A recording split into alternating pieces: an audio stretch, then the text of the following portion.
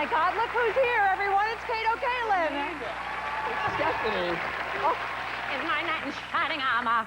Thank you so much for rescuing me. A Keno runner at table 6. No, a Kato runner I am, not a Keno runner. I thought I was in Vegas. You know, first of all, I have to ask you, are you okay? Do you need anything to drink?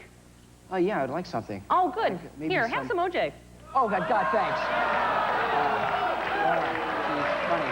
How do I make you feel at home? Frozen concentrate.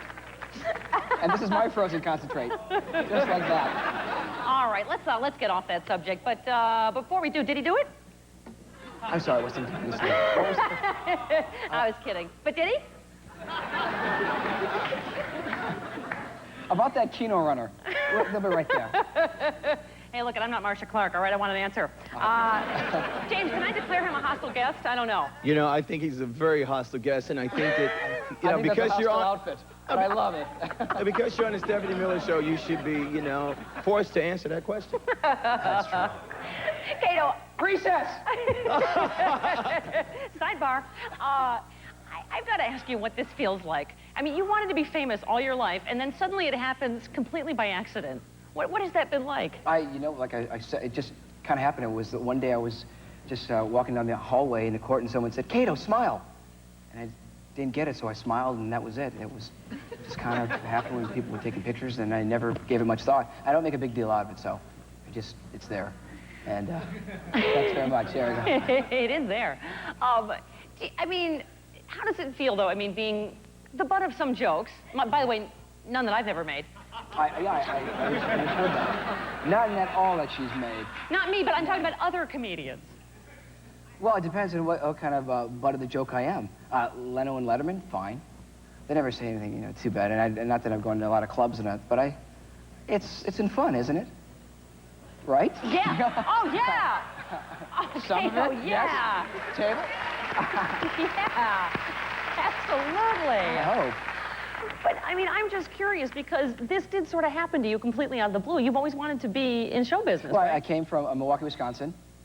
Anyone? No, okay. So looking for a right, thank you. And so I came from there, and I had the same goal. You know, I did the acting classes. I waited on every table. I'm actually having one of those wait dreams right now. Just like this, did all those odd jobs, chauffeur, everything. I did them all, but I was always going to classes. And so it wasn't like I was, you know, in pre-med and going, you know, I think I might be a doctor, but hold on, this stuff with acting, it's really, I like this much better. I think I'll drop out. It was the same thing I've always been going after my entire life. Much like yourself, Stephanie. You've been going after me your entire life? I think I might too. Oh, yeah, honey. Yeah. No, but I mean, it's just, so now this has been sprung on you, and you've gotten, you know, some of this criticism. I mean, how does that feel for you, that people are saying you're milking something? Or well, whatever? I think it has to go down. I came from a family of 8 of us, and if I have a very large family, they're my support. And if you know who really loves you, I think you can be fine. Anybody in life can be fine if you know who really loves you, and if you, and I believe in God, so that's what you really need.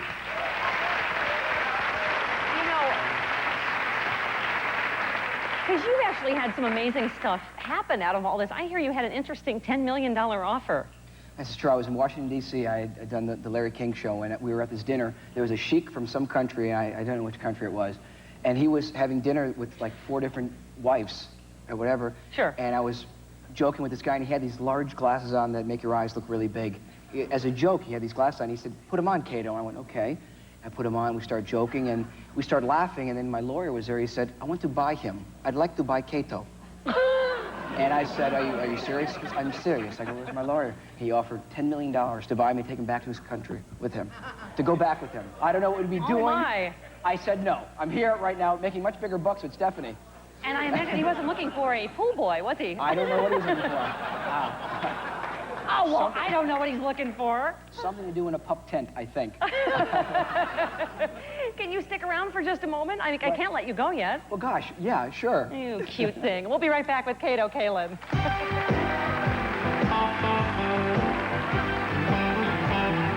We're back with my favorite house guest, Kato, Kaelin.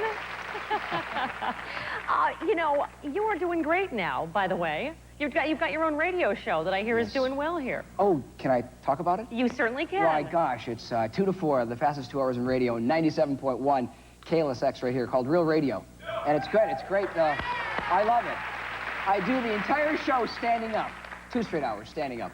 And it's here in Los Angeles. For people watching around the country, they can only hear it here, right? Right. Okay. And if you have a I hear ham it's- radio, I guess in Japan. I'm guessing. I hear it's very funny. Well, you were on it.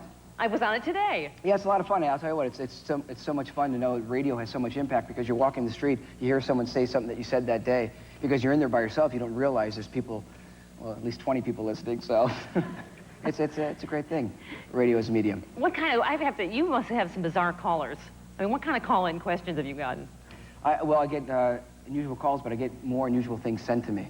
I get a lot of people that will say, you suck, you blow, and then they say, you know, I've been listening all week, you really suck, you blow. But they keep listening and listening, and a lot of people say, you know, I thought you were the biggest loser, but now I keep listening. So I like seeing the negatives becoming positives. And what kind of things do they send you? I keep, for some reason, getting female underwear. Really? And I'm actually a 31 waist guy's boxer would be better. I can't wear the thong, so. You are becoming this, oh, you know, as a matter of fact, I have it here, this sex symbol. Oh my, it's Playgirl magazine, everyone, with Mr. Kaelin on the cover. Oh my. Oh, that's me. No implants, they're real. I gotta ask you, you naked in here? No nakedness. It would have to be a double issue. Good night, thank you. Oh, whoa, just kidding. Just kidding. No naked. I have, like I said, my mom would go nuts if I did that.